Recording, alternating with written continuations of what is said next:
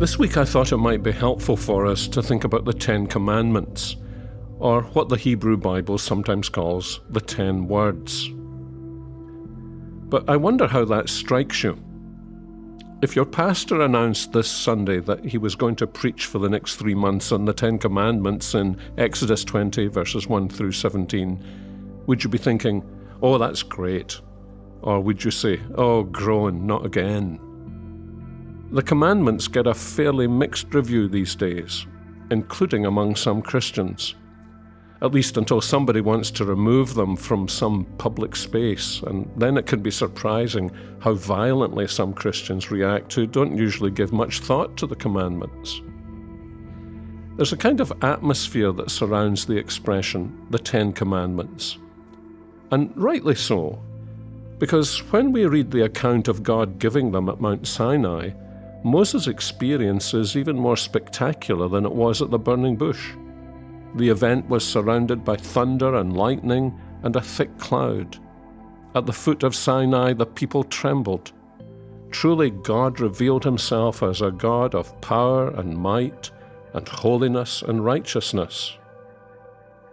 But we should notice something here, something from the get-go when we think about the 10 Commandments.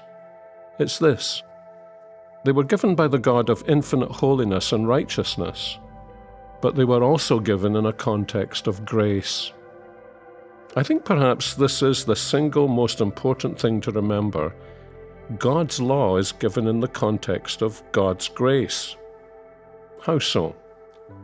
Well, his first words are, "I am Yahweh, your God, who brought you out of the land of Egypt, out of the house of slavery."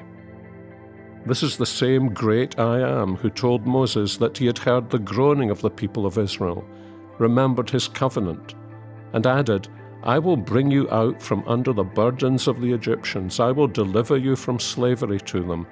I will redeem you with an outstretched arm. I will take you to be my people, and I will be your God. And you shall know that I am the Lord your God, who brought you out from under the burdens of the Egyptians." If that isn't grace, I'm not sure what is. It's amazing grace. It's grace that the children of Israel needed to drink in and to keep drinking in. So, when God says, "You shall have no other gods before me," nothing could be more rational. You can see the logic. It's this: because of who I am to you, my people, you should reflect that character as a son reflects the character of his father. And here's something else. Nothing could be safer. For other gods, no matter what they are, ancient or modern, can only harm and damage us. So the first commandment teaches us that putting the Lord first is not only the right way to live, it's the best way to live.